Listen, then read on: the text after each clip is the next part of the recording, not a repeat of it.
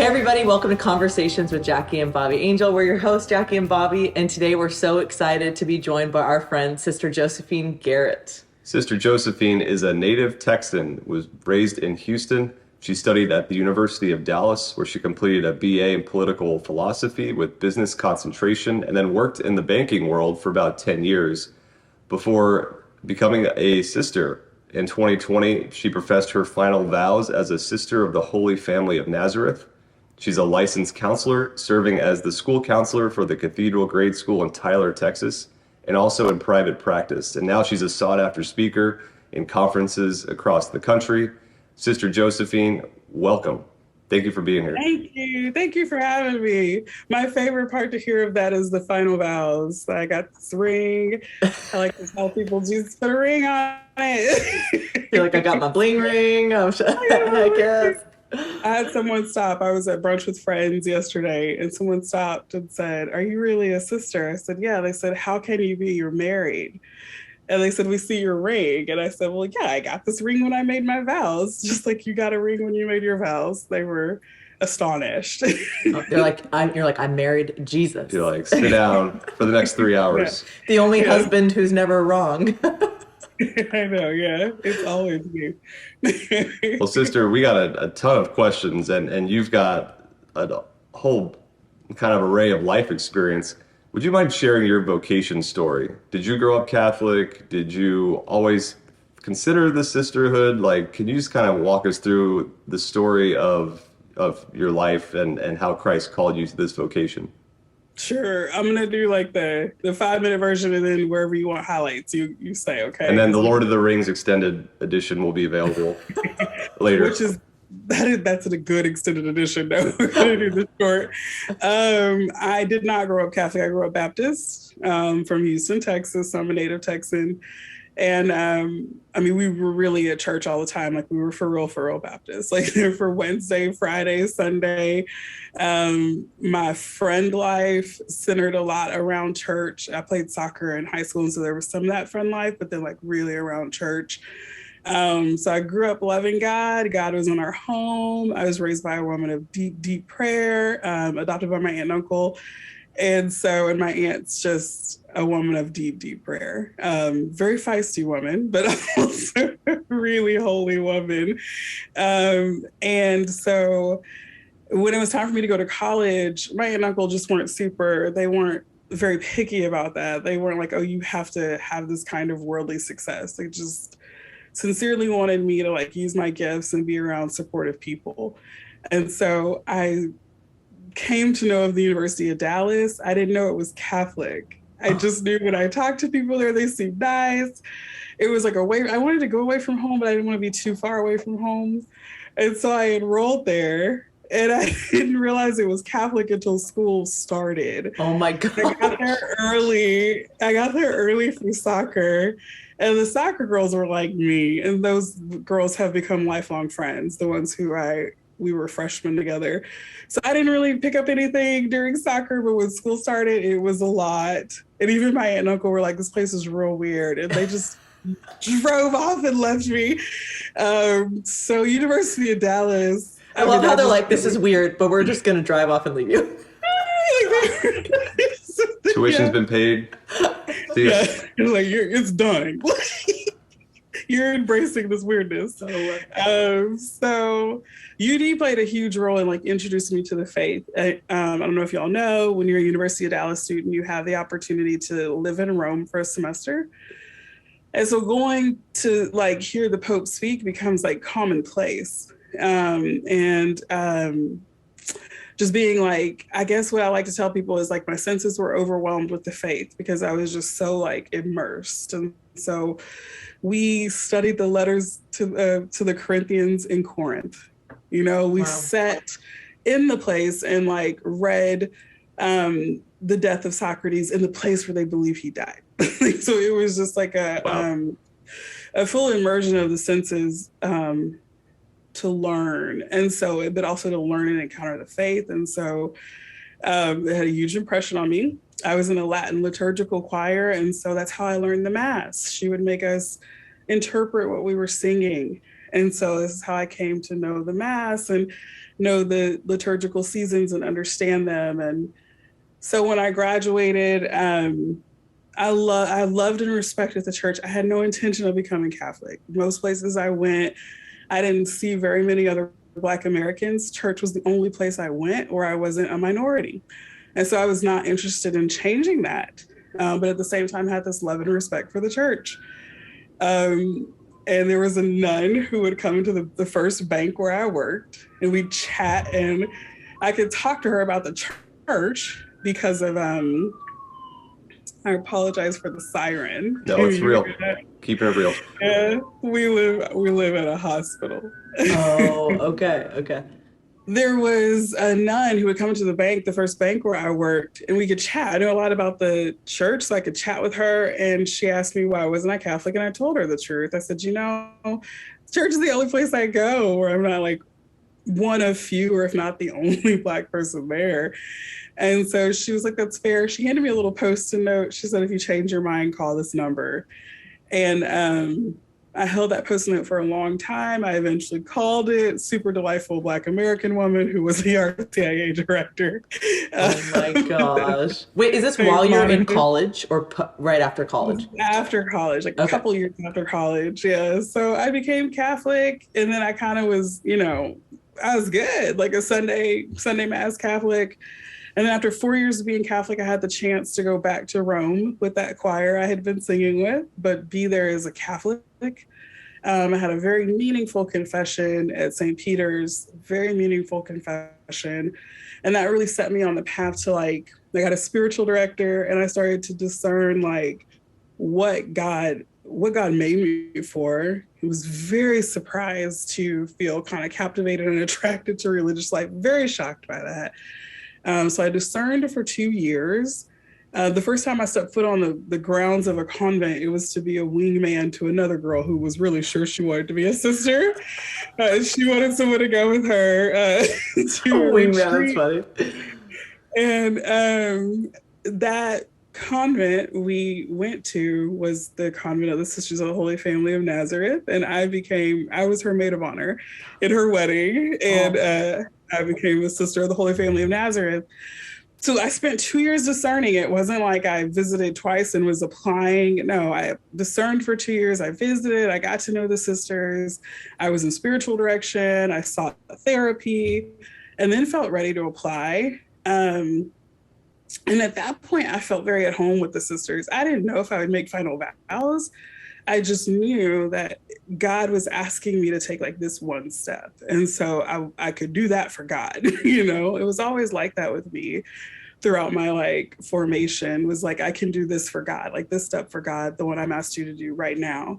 And so that's my vocation story. The sisters, one of the things that was most attractive to me was that our mother founders said that we should never say we're only going to nurse, we're only going to teach, we're only going to work in a parish. She said, you will put your gifts at the service of the present needs of the church, whatever they are. And so we seek to renew family life by fostering a family spirit among ourselves, and then in service in the church according to our gifts and according to the needs of the church at the present time. And so it was late in formation. It wasn't until novitiate that I discovered I felt called to be a counselor. The sisters were so beautiful in affirming that gift in me. I was anxious going to them because it had not ever come up in all the years. It was really delightful, the way they affirmed that in me. So this year will be 11 years in community. I made my vows in November of 2020. And yeah, it's been huge surprise. Yeah, very, very perfect for me. Yeah. Sister, I love that jack of all trades approach, because some orders are very focused on teaching and others are more contemplative. And I love that kind of whatever the church needs and whatever maybe the gifts and talents that are within our community, let's foster that and unleash them. Yeah. I want to ask you back in your testimony about becoming Catholic, what were some of the things that really drew you into wanting to become Catholic? And then what were some hesitancies or things that you were like, I don't know, that's kind of weird about the church, or like, because we have a lot of people who kind of reach out to us who are like, hey, I'm not Catholic, but I'm discerning it. And so what kind of was it for you as someone who was raised Baptist? Like you saw that was so beautiful in the church, like, oh, I love that. And then what were some things that you're like, I don't know about that? So I love the consistency. I love that every mass I went to, like, it was the mass. So it wasn't whatever that pastor wanted it to be. Like, it was the mass. And that was very attractive to me. And I loved at University of Dallas, I was just, and I realize now it was a privilege. Like, University of Dallas was a tremendous privilege. And I just was blind to so much going on in the church as a student at UD. Like, that's the only church I knew was UD. And so the priests I encountered were so different from the pastors I grew up around, like just in their simplicity, their humility. And so that captivated me as well. Like, I can remember the Cistercian priest who would travel with our choir. I remember once we were singing a piece he composed, like a Salvum Fac Populum that he had composed as the recessional hymn, and his head is just like down in humility as if he doesn't even hear us singing his piece, as he processes out. And just like his efforts to keep us focused on Jesus, in this music that in some cases, can become like performance, in some settings. Like it was always about worship of God. So I think one, that the mass was always the same, and that the Eucharist is like centered on the Eucharist and not the pastor. And then the pastors I did come to know, like, were turning me so much towards God and not towards themselves, right? And their personalities. So that was very attractive to me too. So those were the two things, that the Eucharist, no matter how bad the choir was, how bad Father preached, whatever, that we would have this moment where Christ would show up, and that, and it was always the same. So that was real attractive to me, very attractive to me. That's awesome. And were there anything that you like were so strange to you that Catholics did, or no? The only thing was like, why? Where are the Black American people? Like, that was the only thing. Like, why? Like, where is everybody at? That was the only thing. Like, I didn't. People will ask me how I felt about Mary, and I'll tell them, like, I'm a Southerner. And like, when we don't like somebody, we ignore them. We don't talk a lot about them, And so Mary wasn't even on my radar, because I was like, who, what? No, So things that bothered me, they were just put in the rear view, I think, more so than something I would contend with. Okay. Just that's how culturally I was responding. So the only thing I would say to people was, just dealing with culture, because church, growing up, church, it was Black, like the music was Black, the movement, everything, and so that just vanished for me. And so that was the only thing I would bring up. Yeah. Okay. What was your family's response to not just becoming Catholic, but eventually becoming a sister? So becoming Catholic, they were good. Like, we had a huge party. We had a huge brunch at my godparents' house on Easter Sunday after I became Catholic, because my family is very practical. And like, the kind of, as I get older, I'm so grateful for their practicality and simplicity. There's great holiness in it, like in the ordinariness of my family.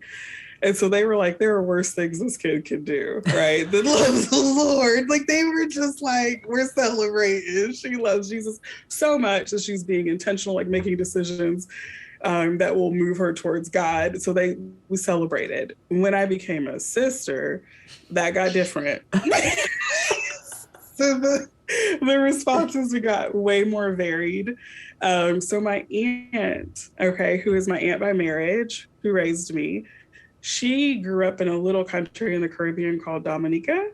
And so she had grown up Catholic. Oh, So there wow. were Catholic things that she would do when I was a little girl that I didn't understand were Catholic. Like if she'd make me volunteer in the summer at the hospital. I hated it. I hated it. And we would get there early and she would pray all these prayers and her rosary and the novenas. And I would just sit there half asleep. Like, I don't know what she's doing. Now I know what she was doing, But she was right? But Baptist, but still kind of doing all that stuff. still in the prayer of the church, yes. So Oh, she took us to that church because it was so important for her that we had this sense of family where we went to church. But she kept her prayer life. hmm. And so I remember being in the car early in the morning with her, and those were Catholic prayers she was praying before she went into work. Like she would have her morning prayer in the car. I would see her in her room on her knees, like praying her rosary. It just did. Now I can look back and know, right? But at the time, it like consciously, completely unaware. And so she actually returned to the church after my first vows. Oh, So that's when so now we go beautiful. to mass together, yeah. So when I said, "Oh, I want to," I think I'm going to be a sister. To her, I was a nun. Everybody, my daughter's a nun. My daughter's. I was like, "Oh, Already, just go. I'm a candidate." But she was just, incredibly proud. My uncle was more like, he's such a quiet man anyway. And so that's how he approached it. I could tell he was concerned. I could tell he didn't understand, but he was quiet about that. And really took opportunities to come and get to know the sisters. And so my uncle is quiet. He's also very joyful and loves people. And so he really just got to know the sisters, and now he loves the sisters and he loves that I'm a sister. Yeah, but he needed to take his time. My oldest brother, Chris, he's kind of like you do you, girl. I don't understand it, but it was kind of his approach. I was real big early on about them staying at the convent when they visited. So I was like, I want y'all to stay here. Like I want everybody in the same roof. And so my oldest brother, he only did it once. And then he was like, I can't. He's like, I'm never doing it again. Why? He's also kind of bougie. And they Oh, want their amenities. They need amenities. it wasn't even because like the sisters like weirded him out. It was like, no, I need amenities. I need amenities. Need my Tempur-Pedic.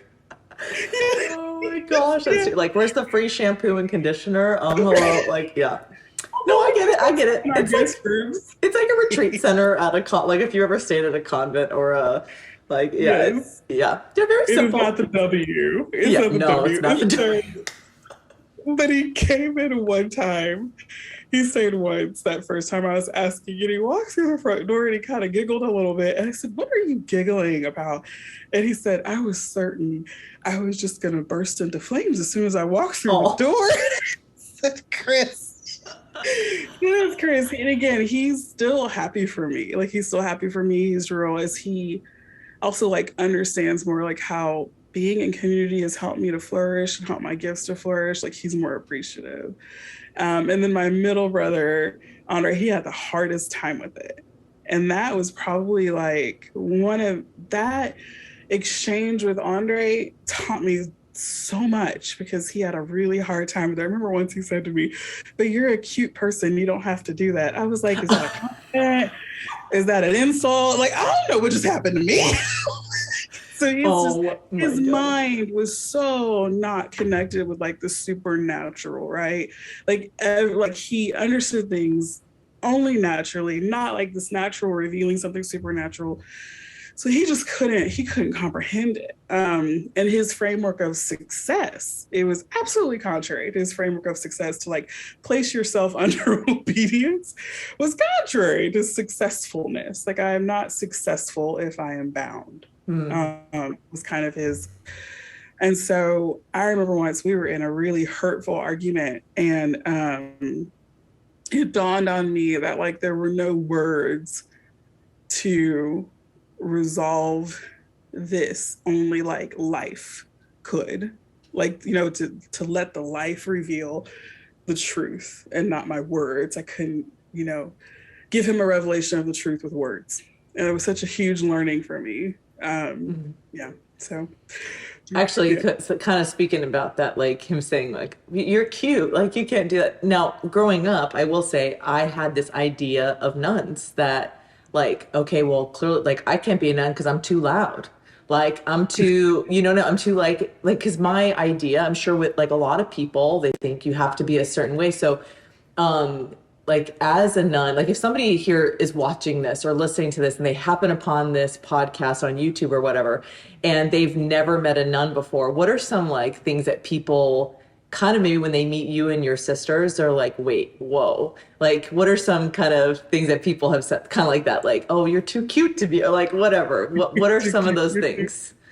I think that's the main one, Jackie. Like, there's a specific personality type that equals none that can be further from the truth. Actually, I would say we need your grittiest daughter. Mm. Like, Yeah. We have a few. Yeah, we have a few can take. yeah, the We'll send nuns your are way. gritty. Yeah, like the nuns are gritty. If you're super sensitive, like it could be like a. That's what I noticed is actually like if I were to take like all the religious in the United States and like as a mental health professional like look at their personality patterns and their temperaments, religious sisters actually tend to have pretty strong temperaments, right? Like that may not always show up on the surface in the same way, but if you think about it a little bit, it does take a pretty good amount of grittiness to say I'm gonna, it takes grittiness to be parents too. But so that's the first thing. We have all kinds of personalities and gifts, and that's one of the things I love about Nazareth is we're a community that is incredibly diverse, like in temperament among the sisters, in nationality among the sisters, in gifts. So that's the people will come and be surprised that, we have all kinds of personalities here. They'll too be surprised that we have like fun like other people have fun. So we will go bowling and we will go watch a movie and we will play games and like we enjoy having fun like everybody else. Do people come up to you when you are bowling or doing stuff and they're like, are you wearing a costume? Because we know friends who are like nuns and priests and like, is that a Halloween costume? Yeah. Do people do that to you? Well, they'll say, are you real? Is usually the question. Are you real? Is how it'll usually be phrased. Yeah. Yeah. I think the biggest surprise is when they realize that we operate like a family. And so I think that's been like the biggest surprise. Like we're not roommates, like we're not college roommates, or we're not, that it really is, there's a family dynamic to it. And it's not family dynamic like parent and children, but it's family dynamic in the sense that where there's a family spirit, there's sacrificial love, there is accountability, and there's a gathering around like a central value. And for us, it's Jesus, right? And so those are the things that will shock people the most. The diversity of personalities. We like to have fun. They were real goofy. We had a lady staying with us recently who's very into fitness. And we got out the foam roller and we were having her teach us how to use the foam roller to roll out our. So we're like in our habits on the floor, rolling on the foam roller and just dying laughing at each other. Oh my gosh. Yeah. Yeah, the sisters are normal. They're people's sisters, they're people's daughters, they're people's cousins. Like these are they're normal people. They do Well, and you're not signing up for a life of isolation, right. devoid of love. The perfect opposite. So I had a young woman ask me once, she said, what is living celibacy like? And without thinking how it might affect her, my answer really quickly was, it is wild. And her face like looked in horror. And I said, let me clarify. And I said, celibacy is not isolation. It's not like a drawing away. It's actually a drawing closer to you. Oh. So the heart is not for one, not so that it can be alone, but so that it can be for all. And so it creates this like radical belonging, right? And so people will say like, what name are you going to choose when you become a sister? And like the most important name we get is sister. So when people speak to me, we're automatically in a family dynamic, even when they call the name. And so, sorry, Bobby. Yes, like what you were saying really struck that chord in me about isolation. Totally. I want to talk about counseling because I think that's something that maybe you didn't think God was calling you to, but God really revealed that gift to you. And we could go for an hour on just the questions that, as parents, we were kind of throwing the ball around and asking our friends of ours if you could ask Sister Josephine anything regarding parenting or counseling, and we got way too many questions. But what age group do you work with predominantly? What do I work with? What Say it age again. what age group? And would you take me as a client? ASAP. No, but I'll take you as a friend. Oh. I'll take you as a friend. So I actually work with 5 and 6 year olds in the school, right? So I'm in a school that's K through 5, pre-K through 5, but I avoid pre-K. They scare me. But it's like, It's because they're not of the age of reason yet.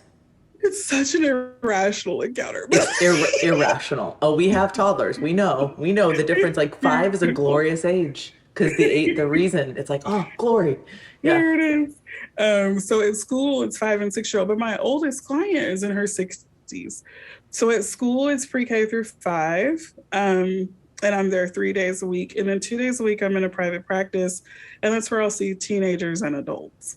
And so I do work across the span. In working with children, I do try to spend good time working with parents as well. And I just love to equip parents, and so my heart has grown in like reverence and respect for parents since I became a counselor who worked with kids. So, I mean, it's a wide range, but I would say when it comes to trauma, I can treat trauma across all age groups. I prefer to treat trauma in teens and adults.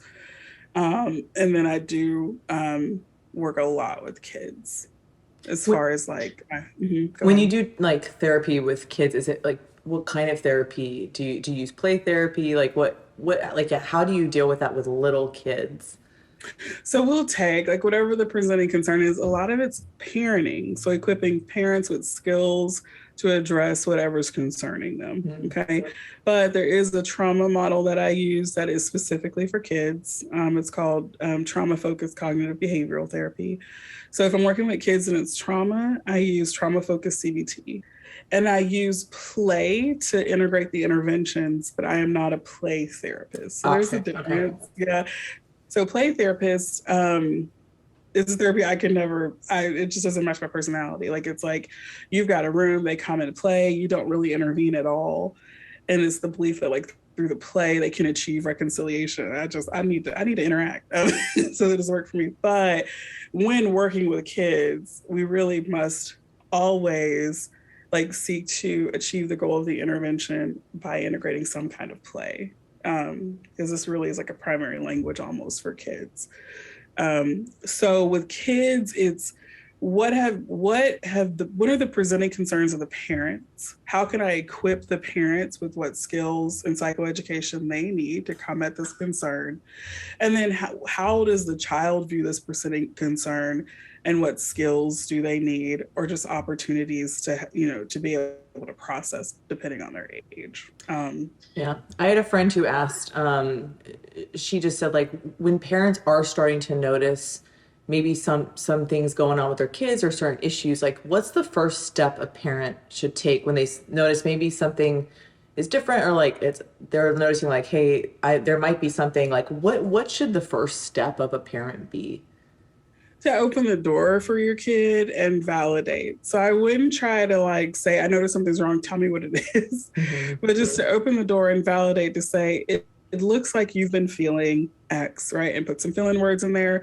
It looks like you've been feeling this way. And just to even like know that someone sees how I feel, especially for a kid, especially for a teenager, is helpful. Mhm. Right. So we open that door and then we remind them that you can talk with me.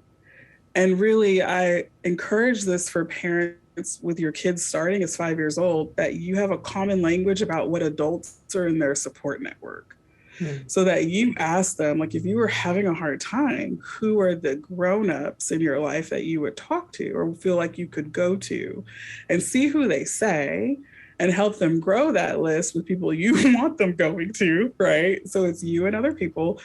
And so since they're little, you're using that common language with them. So when you see them struggling, you validate. You tell them, I see you. You don't try to fix it right there, because they will run for the hills because they want to perform well for you.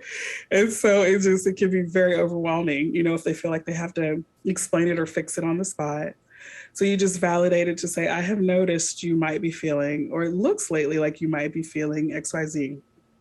And say, I could be wrong, but I just wanted to say something in case that is the case. And if you ever need to, remember, you can always come to me, dad, and then those people who are in their support network. That's where I would start. Awesome. And then for like teens out there, I know I've spoken to teens or young adults that, because a lot of our parents were raised in a generation where you just don't talk about feelings, you don't validate, it's just like, well, get over it. Like if like kids who are like, I'm feeling depressed, I have a lot of anxiety, like they've been like, I've told my parent essentially doesn't validate. They just kind of shut me down, just like, just get through it. What would you tell those teenagers? Like, what do they need to do? Or those young adults, like, what's their step if they do tell their parents and their parents are like, no, they kind of shut them off? If they can find an advocate, like I know sometimes when they're homeschooled, it's harder to, find this type of advocate, but like that's where like a school counselor can become your advocate.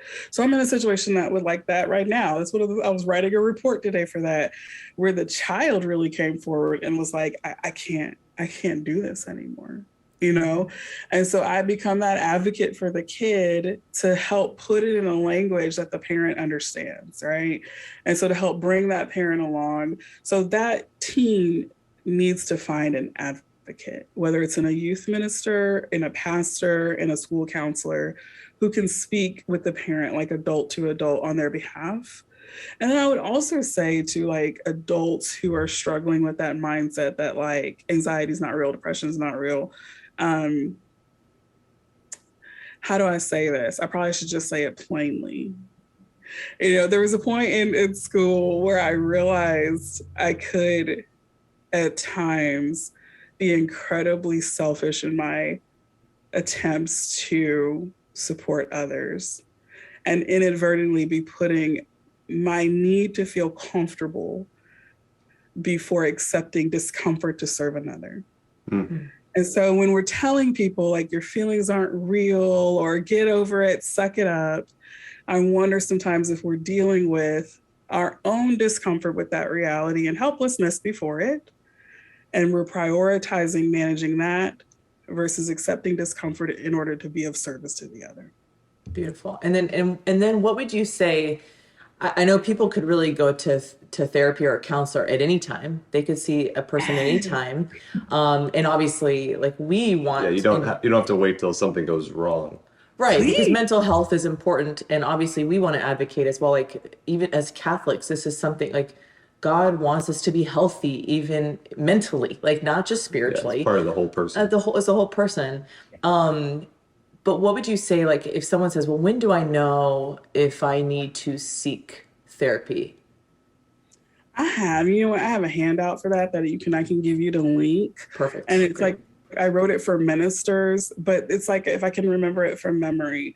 So what I tell them is to look at 3 domains, if I could try to remember it from memory. So you want to look at like frequency, level of severity, and like domains of distress. Okay. So frequency, if I'm having one bad day in a month and all the other 29, 30 days are, I'm good, then we don't have a frequency that necessarily says you need to go submit for clinical treatment, right? But if I've had depressed mood for like 2 straight weeks, and it could be because of a specific situation, but especially if there was not like a situation in the life to warrant it, then we have duration. Right. So I have frequency, duration, that's of concern. Okay. So that's one area. Then it's severity. Is this just like a little bit of a little low mood, or is it like I can't get out of bed, or I'm tearful all the time without reason, right? Like I have, excessive tearfulness, or I'm irritable, or struggling with irritability, like small things are setting me off in huge ways. So then I've got some severity of the symptoms. So it's been weeks, it's severe, like on a scale of distress from 0 to 10, it's up at the 7, 8, 9. And then the last thing is it creating distress in like my primary domains of life. So in my family and my friendships and my work and my school, am I starting to struggle in ways that are not common for me to struggle? And so that's where I'll encourage ministers. Like if you have someone talking to you and they're like, it's been weeks and months, and it is incredibly distressing to me, like a 7, even a 6 on a scale of 0 to 10.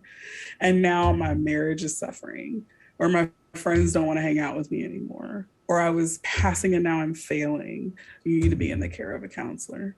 Right? Like it's affecting your everyday life. Yeah. But you could also go even if you feel like you need to go, right? You don't need to always have that, but you could just see a therapist. I love clients like that. I love clients like that who are like, I've got something, coming up, and I want to make sure I'm in a good space. That's how I presented to counseling. I needed counseling, but I presented saying, I think I want to be a religious sister. And so I feel like before I go do that, I should do this too. And so, yes, if it's on your mind to go and you don't have that frequency, distress, or severity, then go, just like I struggle sometimes with like the stigma around mental health. Like if you felt like you needed to go get a wellness check, you wouldn't hesitate. But it's like, if I have this thought that I want to go see a counselor and just, see how I'm doing from a counseling perspective, there's a hesitation or a struggle with that. So I'm glad you bring that up. I tell people that, if I had to choose a theoretical orientation that was purely Catholic for counseling, in school, I couldn't do this. I had to choose from the ones that have been empirically validated. But out of school, once I could just choose for myself, my theoretical orientation, I would say, would be Gaudium et Spes 24. Where we hear that teaching, the church teaches us that we don't know ourselves except through a sincere gift of ourselves. And so that's why I do therapy, to help people grow in the dimension of gift. Mm-hmm. And so you can grow in the dimension of gift, even if you're not experiencing a significant mental health distress in your life.